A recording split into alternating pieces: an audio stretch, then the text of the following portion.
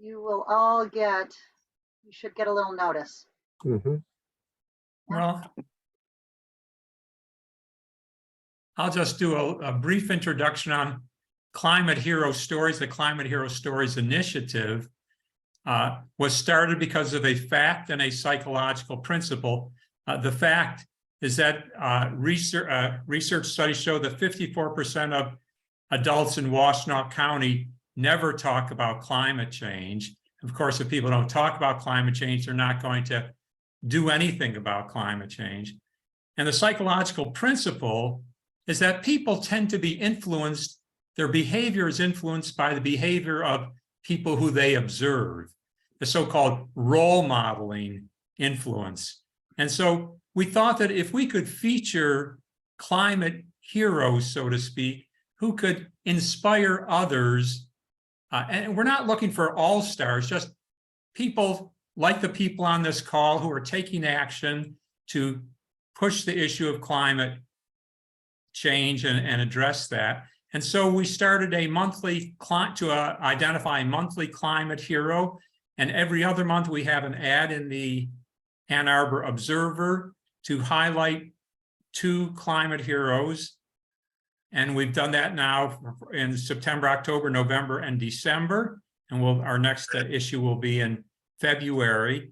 And we have 7 congregations, faith-based organizations in the community who are engaged with this. And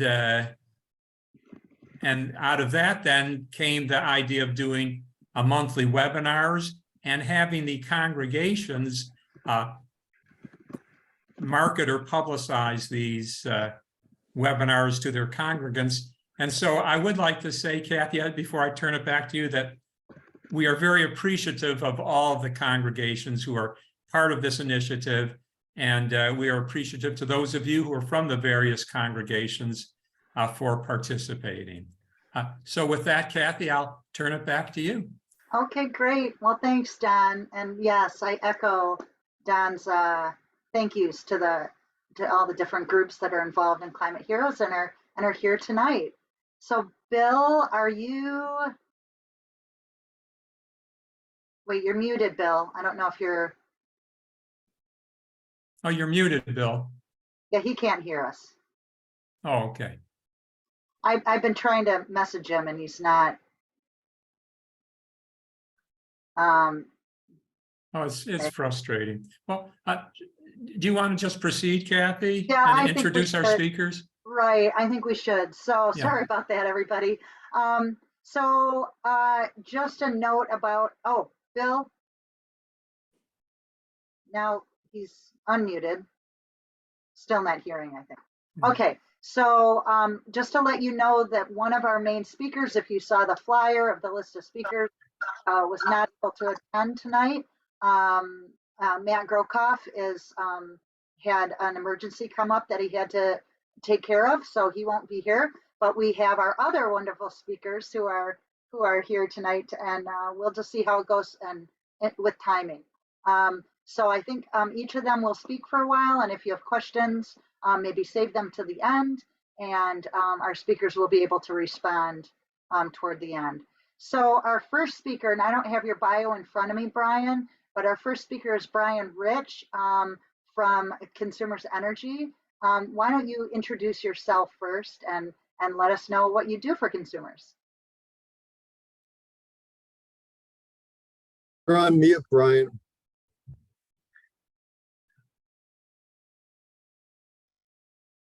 Okay, am I audible now? Yes. Okay, you'd think after 3 years of us being on Zoom calls, we'd figure it out, but not. Well, good evening, everyone. I'm Brian Rich. I'm the Senior Vice President and Chief Customer Officer at Consumers Energy.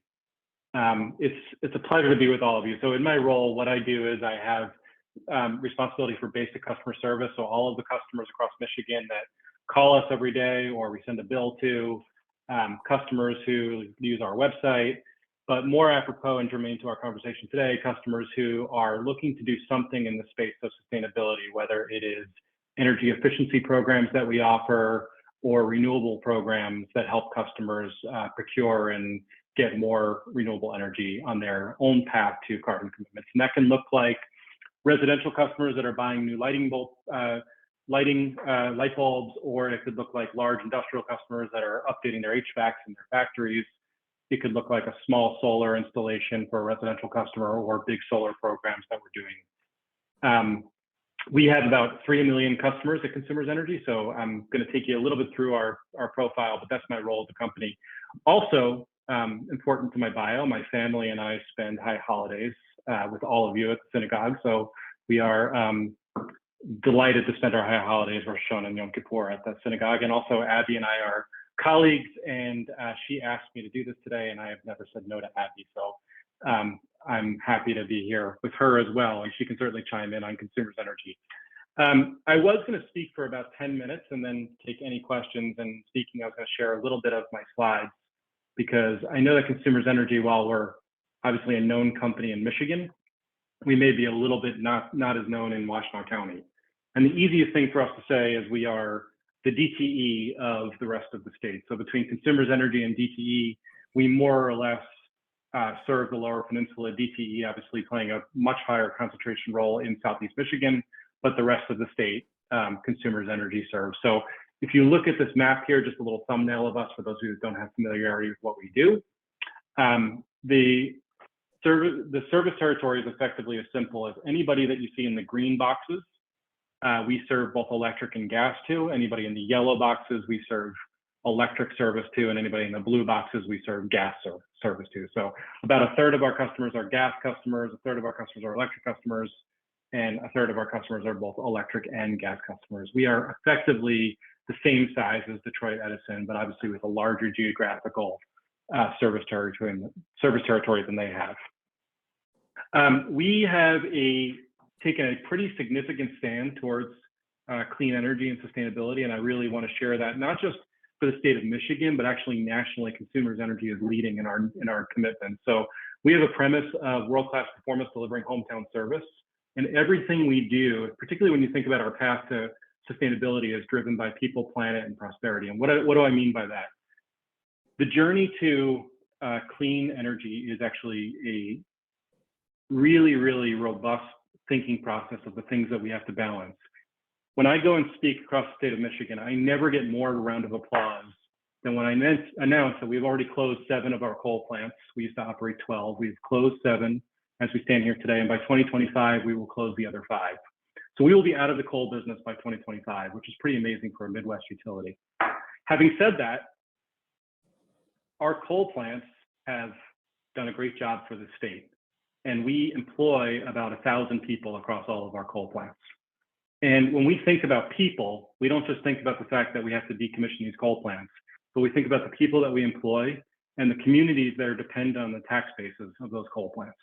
And it's just a little bit of a flavor of, as you step into closing some of these fossil fuel generations, really important that we don't just think about the planet component of it, but also making sure that we care for the people that have worked there.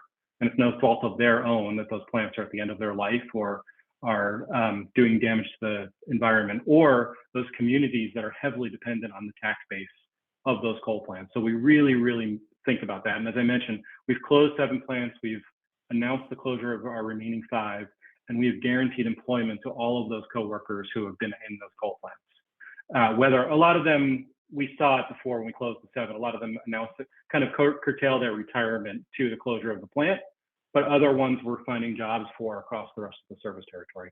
On planet, I'm going to go into more details about this today, but we have signed up for net zero carbon emissions on our electric system by 2040. I can tell you that if you look across the country, there is no U.S. utility that has a more ambitious net zero plan than Consumers Energy to be net zero carbon emissions by 2040. I'm going to take you into the details of how we're going to do that. But we've seen one other utility that also has a 2040 date, but beyond that, more utilities are pushing up to 2045 and 2050. The 2040 date obviously puts us well on path of the Paris Climate Treaty and the whole 1 degree scenario that we're working hard to do. And I'm going to take you through the details of that. But also on the prosperity, making sure that as we make this transition from fossil fuels to renewables, that we're thinking about the cost to customers. We have to balance how much we're passing through on customer bills as we think about this transition. So I want to give you a flavor of the dimensions of things that we think about in this transition, and I'll go through the details of how we're going to actually achieve carbon emissions. So as I mentioned, we will be out of the coal business by 2025, which is pretty groundbreaking for a Midwest utility. Most of the Midwest utilities have coal as the predominant number of their generation. We will be net zero carbon emissions by 2040, and I'll take you through our renewable energy mix. In addition, we are leveraging energy efficiency at a level that no other utility is leveraging it. So in addition to us thinking about how much we need to generate, we are also working with our customers on how much more they can reduce. Interestingly enough, we have been doing energy efficiency programs since 2008. Since 2008 to today, we have avoided the building of 2 power plants as a result of our energy efficiency work. And between now and 2040, we will avoid the building of a 3rd power plant just by working with customers on how do they curtail their energy efficiency. And the last thing is this flexible strategy. One of the things that's unique about Michigan's regulatory construct is every 3 to 4 or 5 years, both utilities have to file a long-term plan of how we're going to serve our electric load and how we're going to achieve our carbon emissions.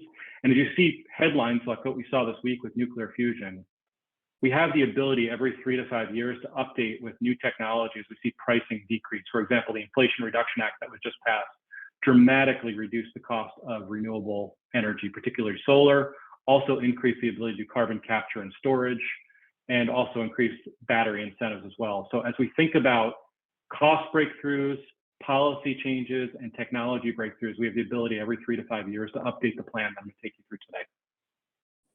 And let me kind of close today, and before I open up the Q&A, to take you through what our renewable energy path forward is. So as you look here, as we sit here, go to the 2021 column all the way to the left, working bottom to top, you can see that gray bar. We generate 18% of our energy today through coal. I'll just take you through some of the big chunks, another 11% through oil and gas, and 26% through natural gas. Now I can tell you, if we were sitting here 3 years ago, that 18% through coal would look more like 35 or 40%, but we've already decommissioned 7 of our plants. We already do 14% of our delivery through renewable energy. Today, that is all wind, but as I take you through the plan moving forward, you're going to see a lot more solar coming onto the system.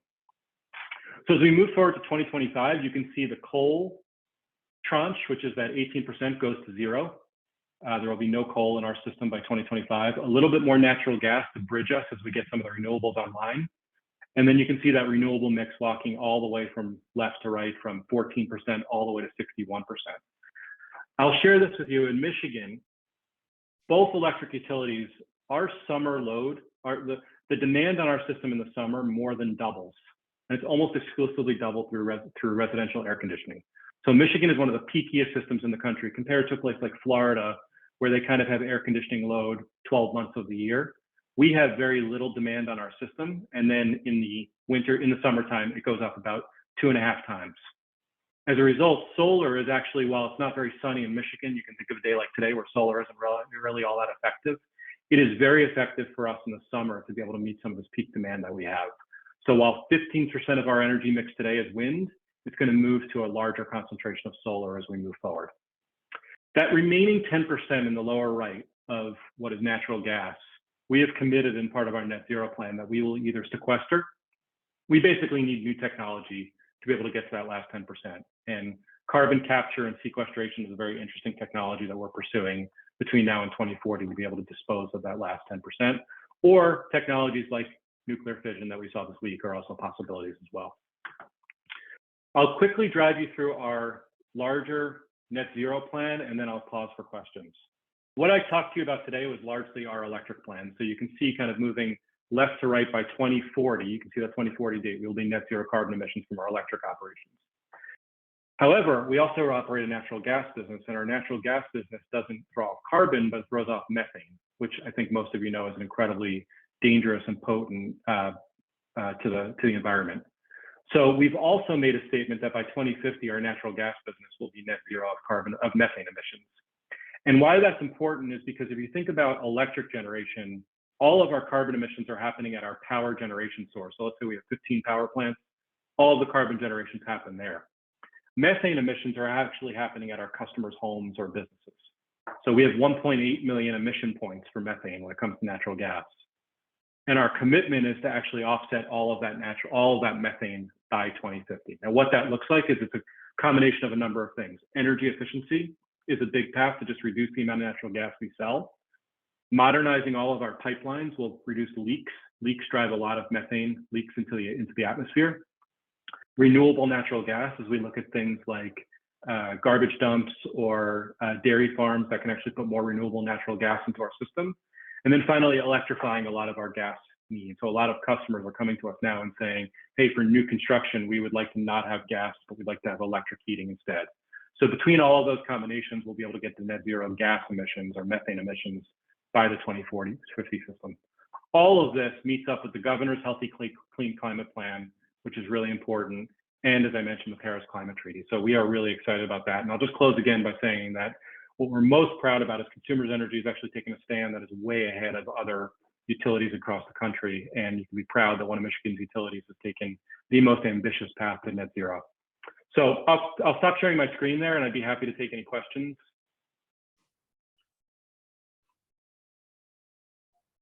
One of the problems that we have encountered, we would love to put solar on our roof, but we live in a condo village and the condo association won't let us do that. Is that liable to change? Is there any way to force them to do that? I mean, that's not something we have a lot of influence on what the condo board's jurisdiction. I would say that one of the solutions might be something called community solar. So I can't speak for, I don't know where you live, David. I assume somewhere in Washtenaw County, so we're probably not your electric provider. But both Consumers Energy and Detroit Edison have programs called community solar, where they build small scale solar projects, usually about 4 or 5 megawatts. And residential customers who can't put solar on their roof can subscribe to what are called blocks, and they can offset their energy at home. So I can't speak to what your condo board would or wouldn't allow, but I would encourage you to potentially look at something called community solar to offset your consumption. Thank you. Yes, Rich, this is tied in, but we at our congregation, we're looking at putting on a huge solar array next year. Are you conversing, or have you seen any trading in RECs, renewable energy credits, in this state? And if so, where and how? Let me make sure I understand the question, or tell me if I'm on the right path. So Michigan has a 15% renewable portfolio standard by law. So both DTE and Consumers Energy already today must generate 15% of their renewable energy, by 50% of their energy through renewables. Any renewable energy delivered above and beyond 15%, RECs could be retired in customer names. So tell me if I don't know if I'm fully answering your question, Ed, but if you were to build something solar or have the utility build it on your behalf or developer, those RECs could be retired in your name, to which case you could disposition them however you wished. Does that answer your question? Sort of, yeah. I need to do more work on this, but okay. Okay.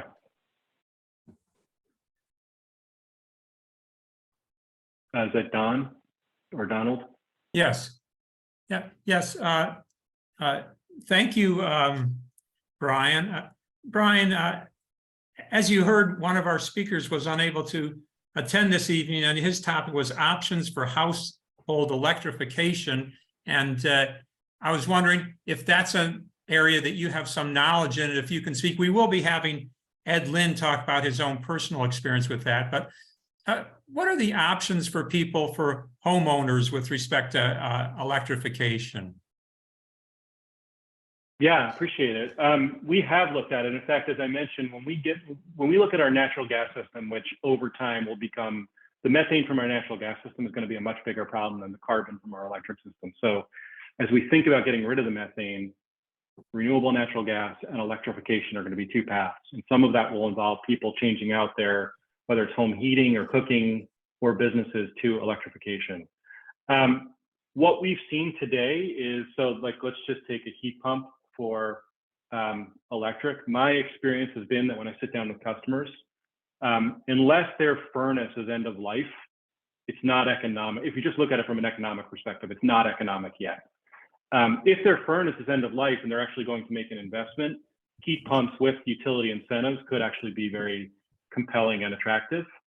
But it's not economic otherwise. Now, if I zoom out and say, forget about the customer for a second and look at our system, if I were to just hypothetically say consumers energy or DTE for that matter, just stop doing natural gas and we electrified the entire system, our winter peak on the electric system would be about 3 times our summer peak.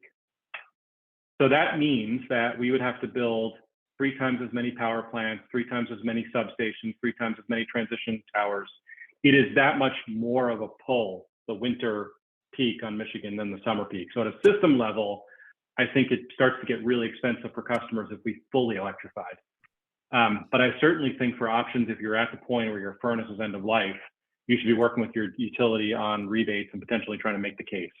For propane customers, it's economic today. Thank you, And Brian. Brian, can you say what a heat pump is for people who might not know? Sure. Please. So a heat pump is effectively the electric version of a furnace, if you will. I won't get into how it actually works, but it's if you wanted to heat your home with electric, instead of having a gas furnace, you would have an electric heat pump. Mm-hmm. And it will And your also utility, cool the house? No, that would be totally separate. A heat pump is just for heating. Your utility will offer, I don't want to speak for DTE, will offer rebates on electric heat pumps. So it's worth exploring if you truly wanted to heat your home and move to fully electric. As the grid gets greener, a heat pump would be the path to do it. Thank you. I saw Lisa, Larry, and then Doug, I think were the 3 hands. Hi, yeah, thanks. I am curious, when you talked about how consumers did efforts with their customers to reduce their bill. Can you talk more about like what you suggested and what customers did to achieve that? Yeah, it's a great question. So it's, whether it's a residential customer all the way up to a large business customer, we offer rebates. So if a customer if you are, let's just say, doing new windows in your house, the biggest thing I would encourage every single one of you to do is make sure that your contractor who's doing that work is tied into your local utility rebate program. What we try to do is train up the contractor network so as they're doing work in your home, they're picking products that are Energy Star rated and therefore eligible for utility rebates.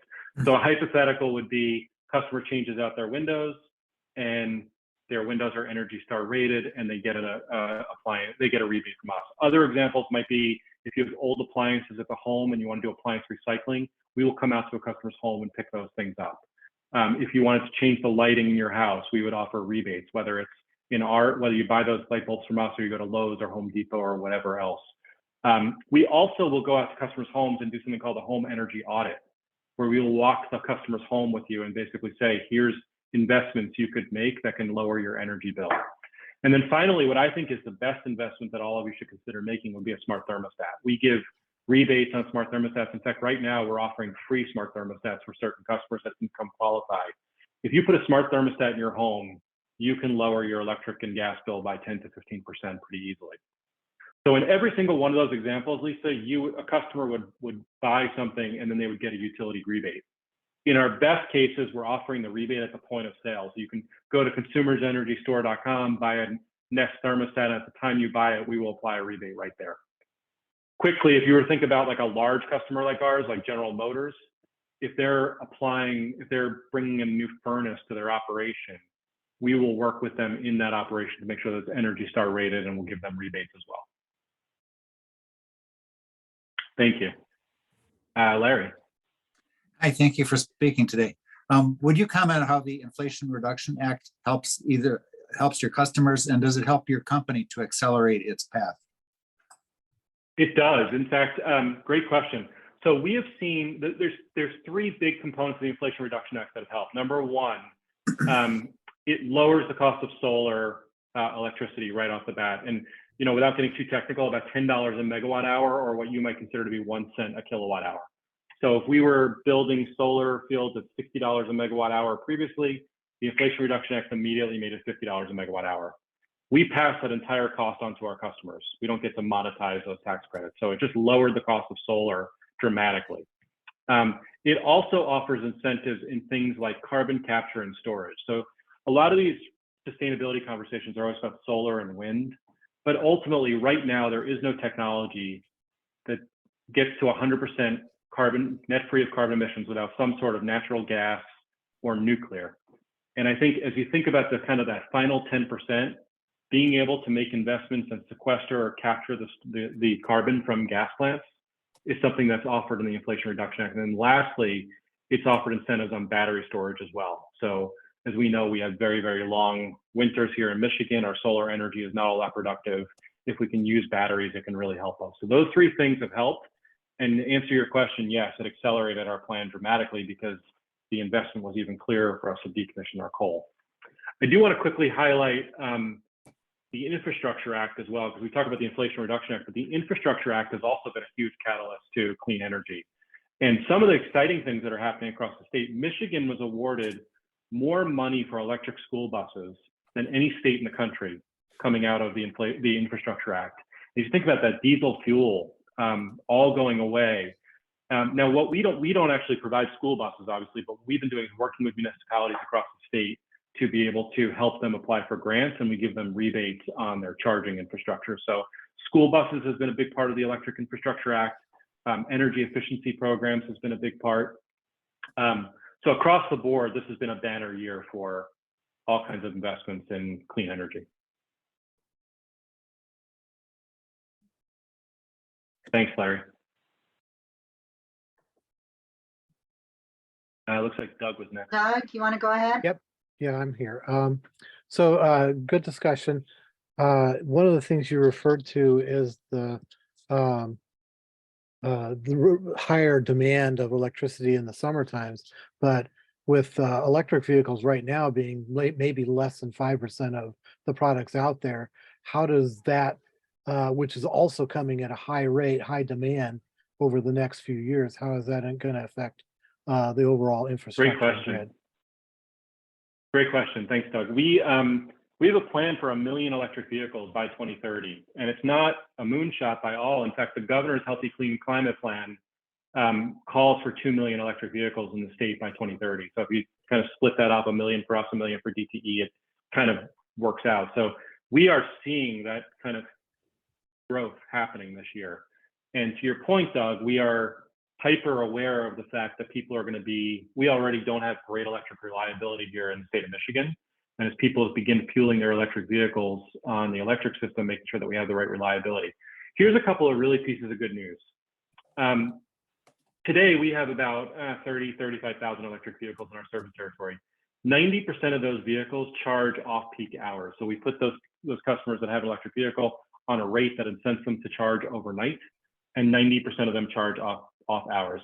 If we see that pattern continue, then even when we have a higher penetration of electric vehicles on our system, even in those summer hours, as long as they're charging overnight, we have more than adequate capacity in our system. And clearly off hours, we have plenty of capacity. What electric vehicles, the challenge it presents for us is more of a localized issue. So not necessarily at a system level, us being able to serve all the electric vehicles, but if, let's just say, you and I, Doug, both live on a cul-de-sac, and me and my spouse get an electric vehicle, and your spouse get an electric vehicle, the problems become very localized of us making sure that that transformer on our street is adequately upgraded versus at a system level, us being able to deliver enough electricity.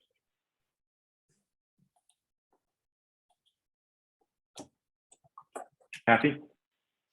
Yeah, so as a homeowner, if I'm going to, other than the heat pumps, which you spoke about, are there other things in my house, than the thermostat, like other things that I would think about, electrifying? I mean, stove and oven. I mean, what are things that I would do as a homeowner to green up?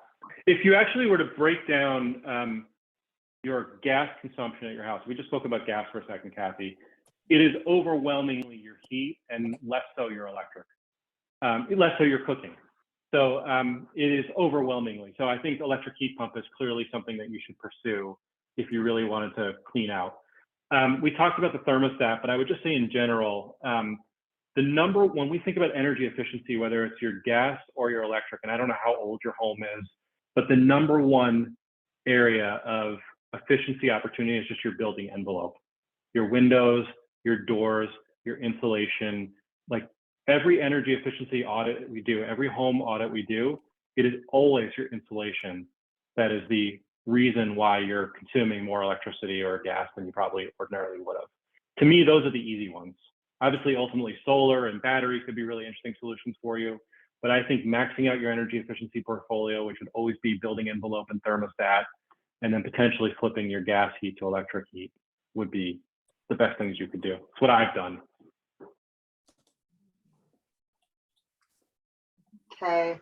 You know, there was one other question that came through on the chat that was sent to me. Corey, do you want to ask your question? Are you still on?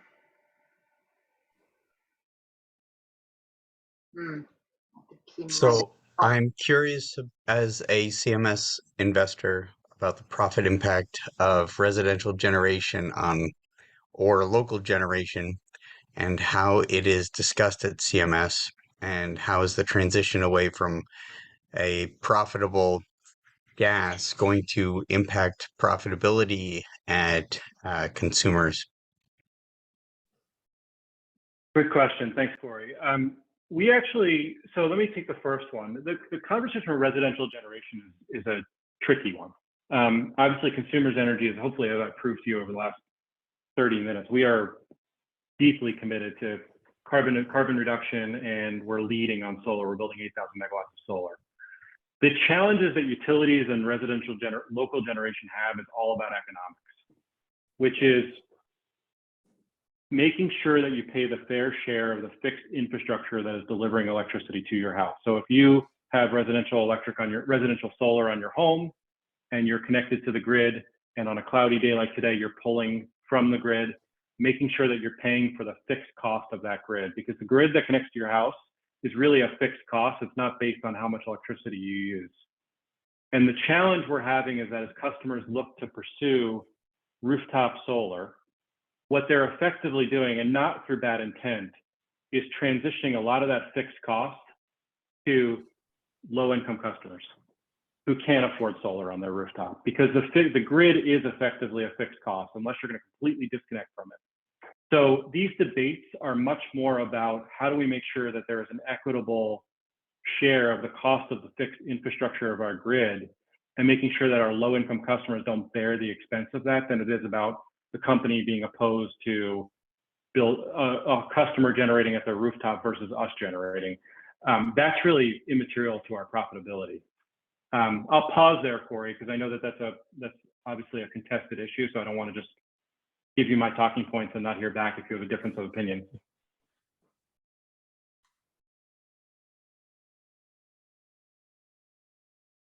I don't have a difference of opinion. However, I think that the presence of, I'm drawing a blank on the gentleman's name who is supported by CMS on our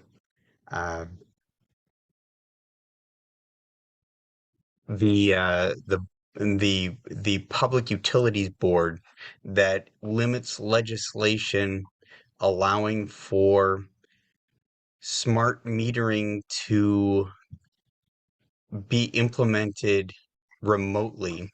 So the farmer across the street is not allowed to rent to the neighbors in the shady part of the world and have them just have a smart meter attached to panels on that property. So we have we have a block in the state of Michigan supported by mostly DTE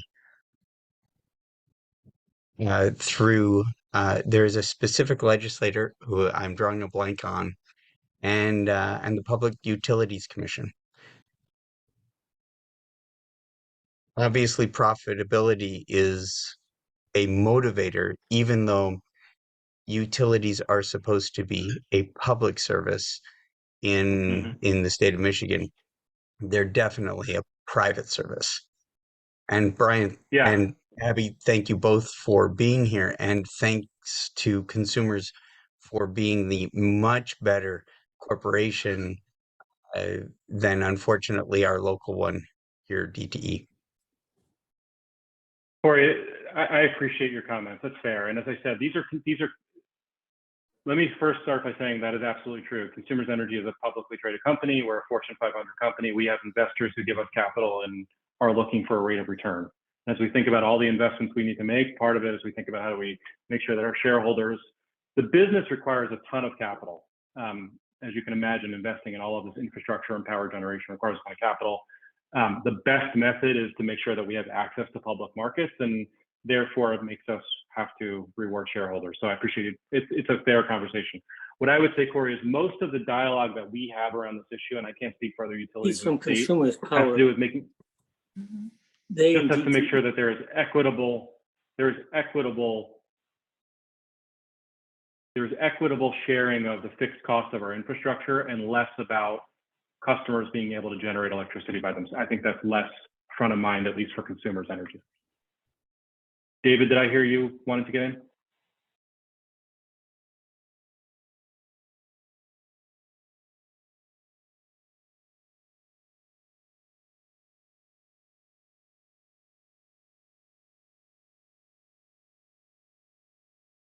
Kathy, are you able to come off ask mute. David to unmute? Looks like he's working on it. I I see them did. pushing. Okay. There we go. Okay. One of the problems we ran into when we wanted to put solar panels on our house up in the Upper Peninsula, in the Keweenaw Peninsula, we didn't have to worry about anybody telling us what we could do, but you put these panels on and you screw them through the shingles into the roof, and then the shingles wear out before the electric solar does, and you've got to take that all down and put up new roof, which is expensive. We got around that problem by putting 50-year shingles on our house. They were a little more expensive, but they allowed us to not have to worry about ever having to take them off. That'll be somebody else's problem. Actually, the salesman said That's a to good me, tip. you take an old tire and throw it in the woods. It'll be there in 100 years, and so will these. Yeah, it was recycled That's a good rubber. tip. Thank you. Yeah. Recycled rubber. Thank you. Any other questions?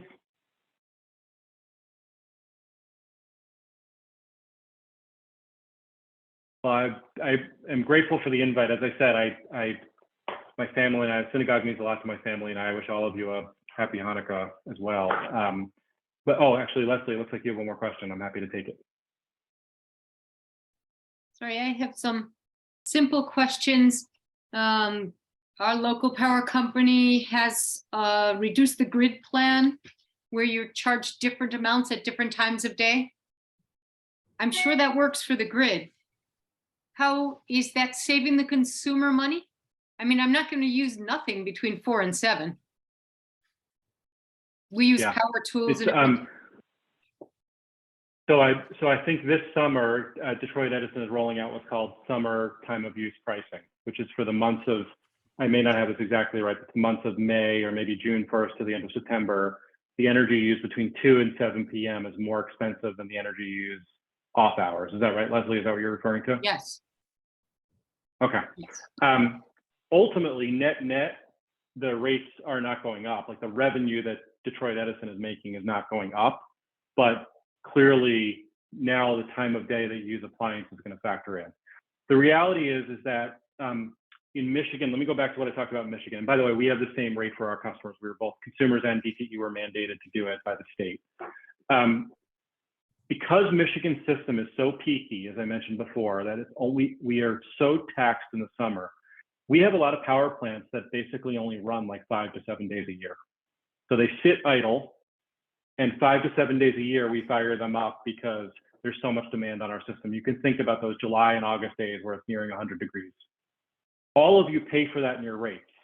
That plant that is sitting there for 360 days doing nothing, that's getting maintenance, that needs to be invested in over time, all of you pay for that because 5 days a year between the hours of 2 and 7, when the system is so taxed, we fire up that plant.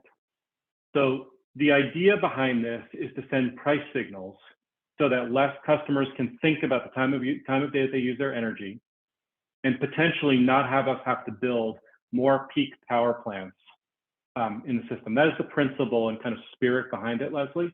And as most of you know, those peak power plants are often some of your biggest emitters, right? They're oil-run plants, they're coal plants.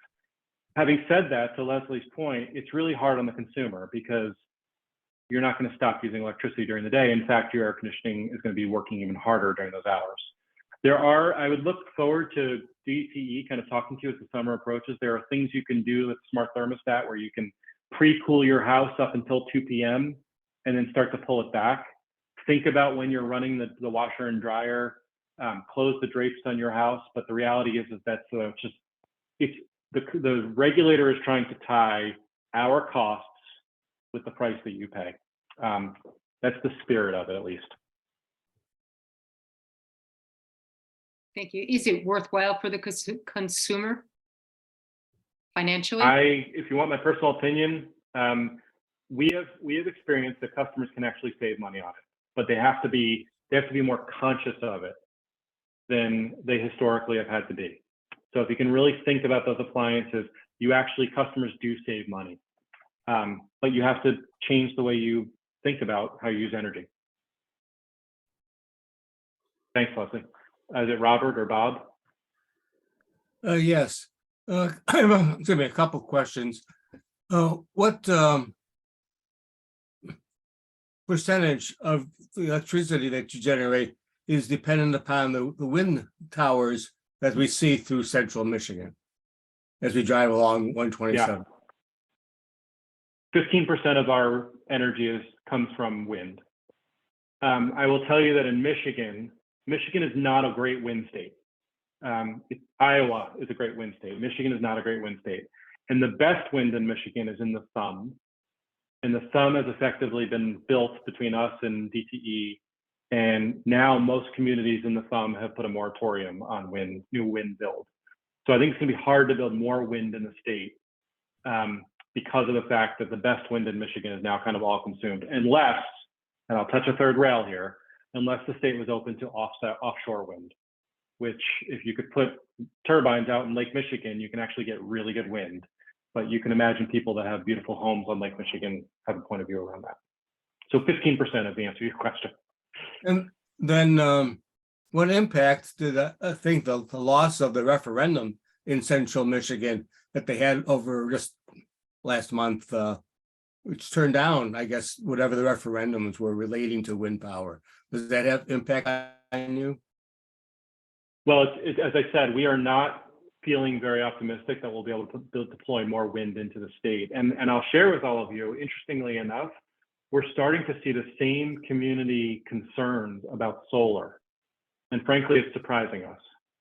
Wind, I kind of understand. I mean, we've all driven through those turbines, and you can imagine that communities have points of view around how much wind they want to have visible to them. But the solar concerns in certain communities has actually been rather surprising to us because it's rather set back and not all that visible, but we're actually starting to see a little bit of noise around that as well. I'll share with you one other point. Michigan as a peninsula has less ability to import electricity from other states. So even though our grid is interconnected with 14 other states, we are limited on how much electricity we can actually import because we're just a peninsula state. So most of the electricity consumed here has to be generated here. And then I have an unrelated question, but something related to what you said earlier. I do have a thermostat where I set back the temperature through the night, but I don't see any reduction of our temperature in our thermostat. Does that indicate that my house is just well insulated, or is there something possibly wrong with the thermostat that I don't see a reduction? The temperature remains the same constant throughout the day. Interesting. You know, I just don't know enough about your situation. I would say that one of the variables could be that gas prices have gone up. So it's possible that even if your bill is staying flat, and gas prices have gone up during this kind of Ukraine-Russia situation, it's possible the thermostat is actually helping you manage through that. I just don't know enough about your situation. We have seen on experience that customers that have both electric and gas with us going through that thermostat save between 10 to 15%. Okay, thank you. Thanks. Ronnie? Hi, so years ago, when I put air conditioning in, I had an old electric hot water heater, which I ended up replacing, and I used that setup to have an interruptible circuit for air conditioning. Is that still worthwhile? Can you repeat, you used the... I have an interruptible circuit, an interruptible thing for my air conditioning, so that, you know, the energy, the company can reduce, you know. Yes. So is that still a viable thing for people? Absolutely. And in fact, the conversation Leslie and I were just having about the rate, assuming you're a Detroit Edison customer, the rate that's coming this summer, where you're going to be starting to pay more during the 2 to 7 hours, that thermostat is going to save you a lot of money. So I will tell you that if you... It seems to have saved me a lot of money over the years. I mean, like my air conditioning bill was like, you know, under $30 a month, you know, or, you know, $17 or whatever, but so you might want to to customers. Yes, we have about 50,000 customers that do that program, Ronnie. And then the smart thermostat is even more interesting because the thermostat so for those who don't know, the thermostat that Ronnie's talking about, the utility can send the thermostat a signal and the thermostat can actually just turn off. And it can sometimes do during a really big heat wave, 15 minutes on, 15 minutes off, 15 minutes on, 15 minutes off, and it helps them manage the grid and also saves the customer money. The smart thermostat can run similar programs, but it's a lot more elegant. Instead of being on or off, it could drop down a couple of degrees, drop up a couple of degrees. It could pre-cool your house in the morning. So our customers that do that same concept with the smart thermostat actually have even more comfort and save money as well. But I'm sure all of you will hear from DTE as we get closer to the summer and this rate rolls out about different tools you can use to manage those really hot days. Thank you. Thanks, Ronnie. Craig. Okay, let's take one last question and then we'll go on to our next speaker. Thanks. Okay. So yeah, the time of day rate, I'm just curious, I haven't heard yet. I'm already on DTE's, one of their time of day rates, like goes from 11 to 7, which is good for me. I have some solar panels and I have an electric vehicle, and I can, on a good day, I can charge my vehicle straight from the solar panels in the afternoon. And then if needed, I can charge it at the cheaper rate overnight. So I'm just wondering, do you know if I'll be able to stay on that time of day rate versus going to the new time of day, which has different hours? I'm sorry, Craig, I don't know. I think, I know that DT and we talk regularly, and we went through this 2 years before them. I've been talking to my counterpart there about communicating with all of you over the next couple of months around what your options are. So I think you'll know shortly, but I just, unfortunately, I can't comment on that. Okay. Okay, Kathy, I think that's a wrap then. Yeah, Bill, you're muted. Can you hear me? Yes. Wonderful. All right. So our next meeting is January 18th. That's going to be a webinar on solar energy. What do you call it? Solar energy systems. Sorry about that.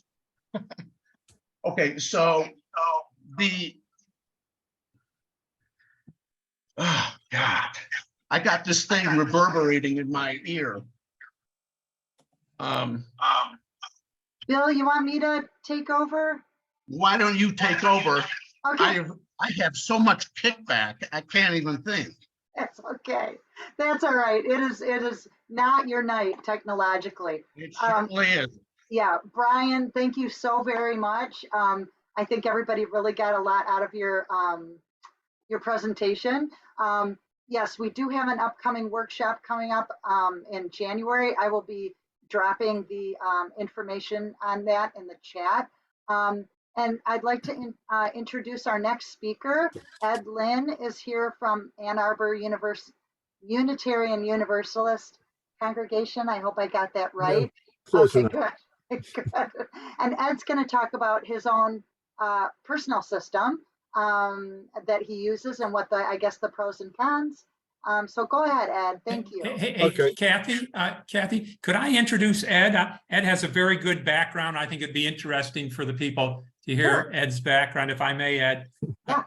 Ed recently retired as volunteer administrator of the First Unitarian Universalist congregation of Ann Arbor and is one of the leaders of the congregation's climate action and climate justice team. He's been instrumental in shepherding a plan that addresses all issues identified in an energy audit. And next year will increase the congregation's solar and wind power with 100,000 kilowatts of solar panels. The plan also includes the replacement of conventional furnaces with air conditioning units, with AC units with a heat pump system, as well as actions to make the 46 acres of congregational property carbon neutral or better. So that's just terrific background, Ed. And specifically with respect to our topic for this evening, Ed's home in Carytown has a geothermal heating and cooling system. And on top of that has a walkability score of 97, allowing the family to do all food shopping and a good deal else on foot. So Ed, you're a true climate hero, and Ed is our climate hero from the First Unitarian Universalist congregation. So thank you, Ed. Yay for joining us. And I turn it over to Ed. Okay, thank you. A little background. As Don said, we have our house in Carytown. We built it about 11 years ago, and 2,300 square feet, open floor plan on the first story. Well insulated when we built it. For example, our exterior studding to our walls, we use 2x6s rather than 2x4s, so we can get an extra 50% of insulation into the walls there.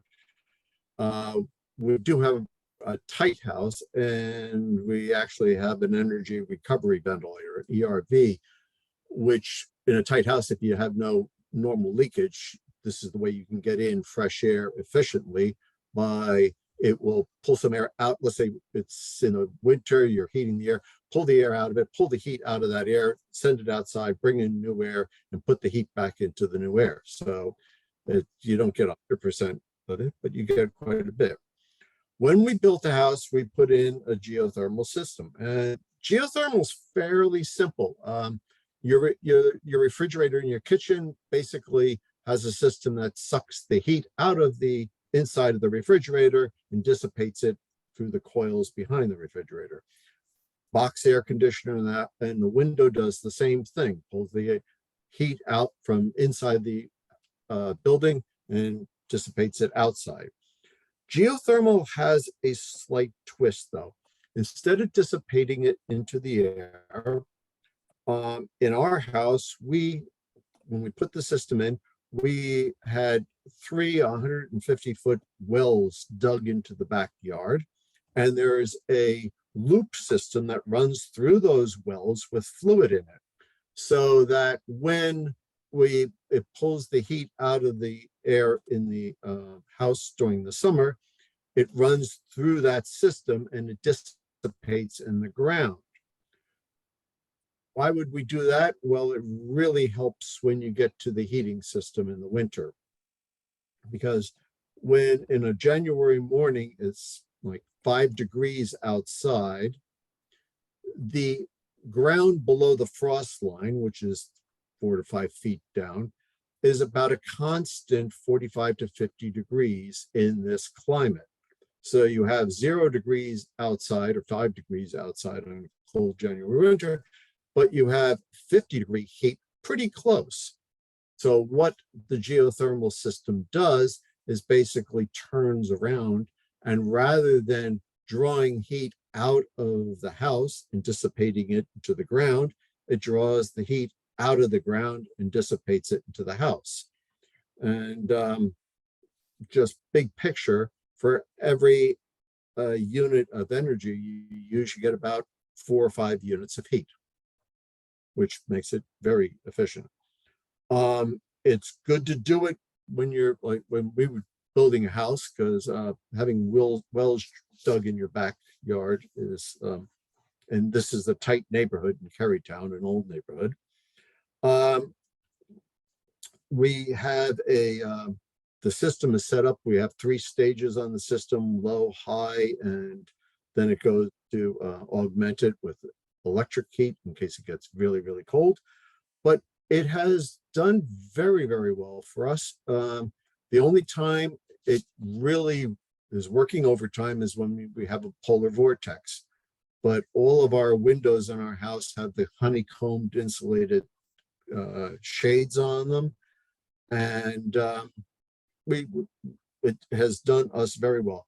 Has a couple of additional benefits. One, if you're in a tight neighborhood and your neighbor has one of those air conditioning cans outside that you listen to all summer. Well, we don't have any air conditioning. We have a unit in the basement and that's it. Nothing outside for the air conditioning. So, and the system down in the basement is quiet. So also have our hot water heater integrated into the system. So if the system doesn't need the heat for the house, or it's pulling heat from the house, it can use that heat to help heat up the hot water. So we're saving additional energy there. So we've had this for 11 years, no real problem. There's DTE does give people with geothermal systems a preferential rate, which on off-peak hours is like 50% of the normal rate for gas delivery, not the delivery part, just the energy part. And really I was listening to Brian there when he was talking about electric cars charging on the cul-de-sac. We actually ran into the same problem, and Carytown is downtown Ann Arbor. We put a geothermal system in, and our neighbors who were having their house built at the same time, they put a geothermal system in at the same time, and DTE did not have enough juice in downtown to run both of them. There was a lot of things where they had a pole here that didn't have an easement, a whole lot of other stuff. And it took them 3 months to get the house sat for 3 months while DTE worked to get us a transformer on a pole across the street to run in enough juice to run the system.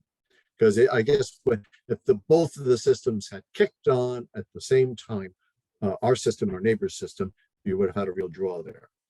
But other than that, I don't know, we got 2,300 square foot house in our DTE. We have gas that runs the kitchen range. The gas runs the kitchen range, our dryer, and we have a fireplace in the living room that we can turn on, one of those turn on, turn off. But our total bills, energy bills for the year round are about 2,700 this year. So, and we're comfortable. So it's, we're very happy customers with the system. Questions? Ed, I'm not sure, I don't know how much you know about what the status is today of geothermal systems, but would you know approximately what the total cost would be to install the system with the wells and everything else? Okay. In a new furnace? Okay, when we put our system in 10 years ago, 11 years ago, it was like $30,000. But, we would have had to put in a normal gas furnace at that point and a water heater at that point. And that was including all the vent work and stuff like that. So I don't know where they are now. I would imagine, since they're more popular right now, the cost of the system, the big price there is drilling the wells. And if you've got a lot of land, there's a way you can not drill down, but spread the system across the field. If you are in a rural area, though, I found out just looking at a geothermal system for the church, it has to be situated 200 feet from your water supply. So if you have a you have a well close to your house, your geothermal field has to be at least 200 feet away from it. That's Lodi Township. So I don't know standard or that's just Lodi Township. And a lot of the pricing, how big's the house and all the rest of it. How many wells do they have? They have 5 wells next door. They have 3 wells here. If you know the Swan building, which is the building right next to Carytown Market, they did wells across the street in the parking lot, and they put in 11 or 12, and they were really deep because they had a very small space and a very large building, and they were getting so close that they were leaching off one another. So, but oh, I got a thing. I'll put it in the chat. There was an article going here. Do I just hit enter? Yeah.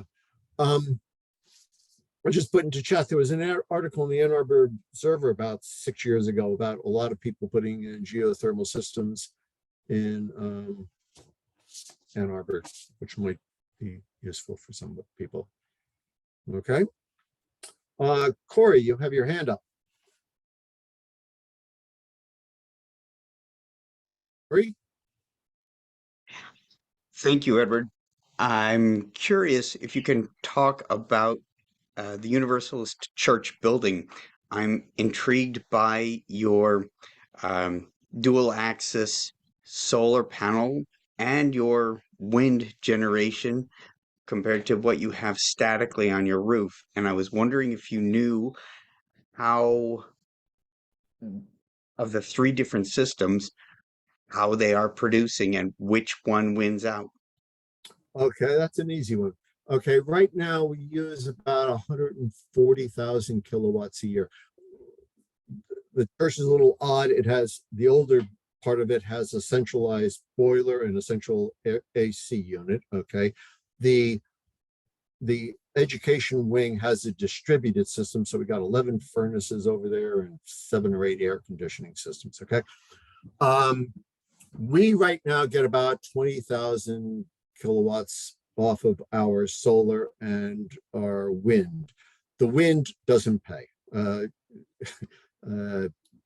think Brian was saying this is not a good place for wind generation. It's more up there as a demonstration, but it's our steeple. Okay. And we put that in, we get probably 5% out of that, but the solar pays.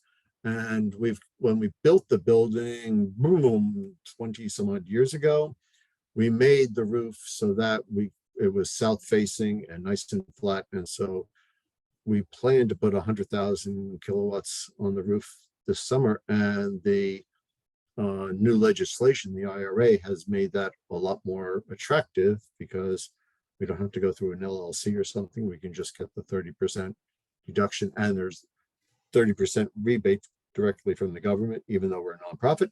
And there are some other benefits. For the education wing, that's coming to the equipment there is about 18 years old, which starts to get to its useful life. We had a study done replacing all of that with a heat pump system. That's going to be pricey, a little over $500,000. And there's a lot of people are putting heat pumps. A lot of the high rises, I think, in Ann Arbor right now are using heat pumps. From what I understand, you should have an electric backup for them for very, very cold days.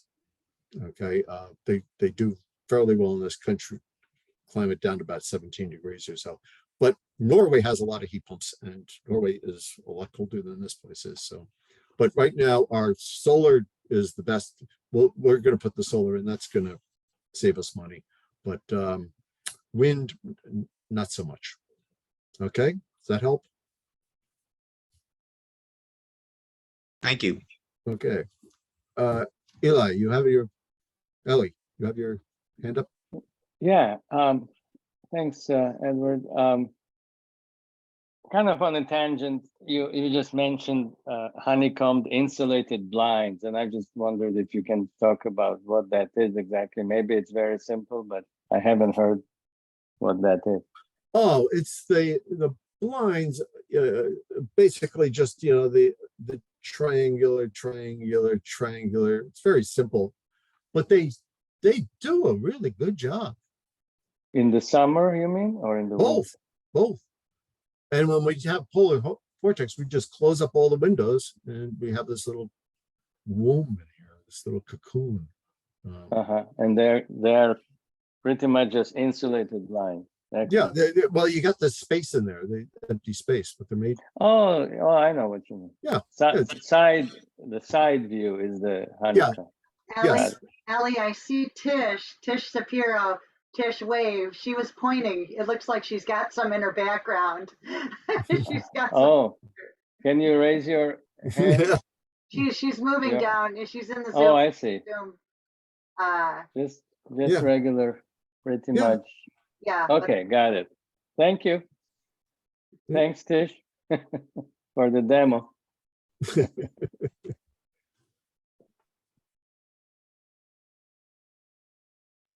Any other questions?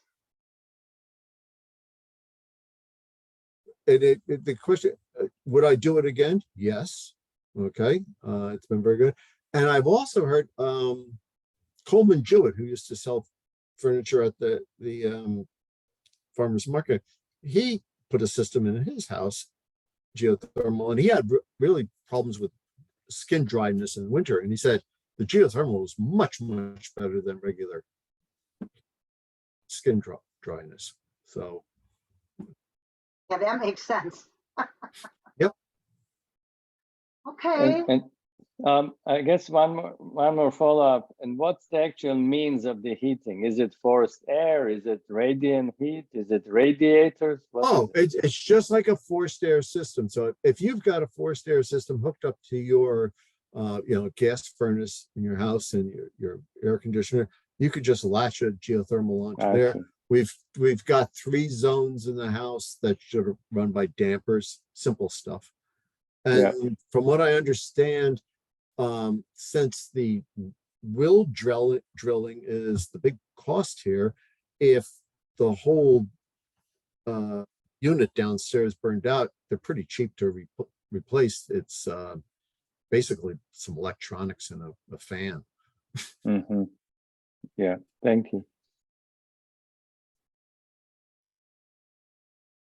Okay, well, thank you so much, Ed. No problem.